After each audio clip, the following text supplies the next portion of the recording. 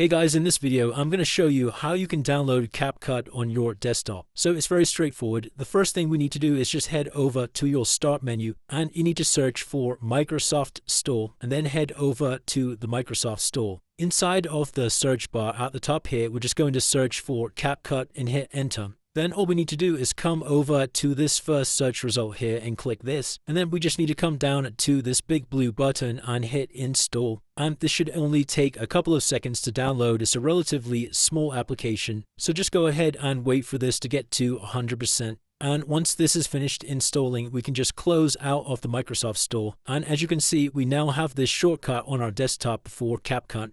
And if we come back over to the Start menu and search for CapCut, we can also access the application from here. So I'm just going to go ahead and launch this up. Then when you first launch up the application, you'll get this testing environment screen.